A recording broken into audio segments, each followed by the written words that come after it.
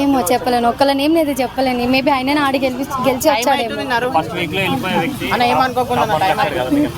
అంటే wild card వచ్చి top 1 top 2కి రావడం మీకు ఎలా అనిపిస్తుంది? ఒక wild card person okay better ఆడుతుండు కాబట్టి వచ్చింది అనుకుంటున్నా. మ్యాచ్ ఎవరైతే ఇచ్చైతే పోవనైతే అలా కదా, ఆడుతుండు కాబట్టి వచ్చింది అనుకుంటున్నా.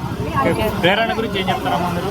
లేడీ టైగర్ తనైతే మంచిగా ఆడుతుంది. ప్రేరణ ఎందుకు టైటిల్ అనుకుంటున్నారు? ఒక అమ్మాయిగా మీరు అమ్మాయికి సపోర్ట్ చేయాలి చేస్తాను, కానీ మనకు నచ్చిన వాళ్ళ గురించి మనం చూసుకుంటాం కదా. నాకు నచ్చింది నబ్బిల్కే ఓటేస్తాను. సో తనకు నచ్చిన వాళ్ళు తను అనుకుంటారు. సో తను రావాలనుకుంటా, అందరు రావాలనుకుంటా, కానీ ఫస్ట్ నబ్బిల్ రావాలనుకుంటా.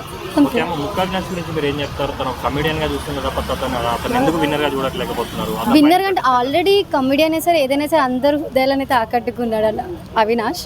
సో ఆయన రావచ్చు, మేబీ చెప్పలేను, కానీ ఇష్టం కాబట్టి నబిల్కి చెప్పాను. ప్రేరణ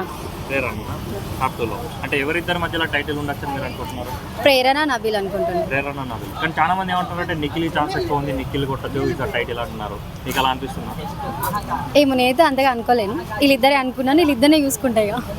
ఓకే మేడం, మీరు ఎవరు కొట్టిస్తారు పర్సనల్? నబిల్కే ఇస్తాను. ఒక్క నిమిషం. మరి గౌతమ్ గేమ్ ఎలా అనిపించింది?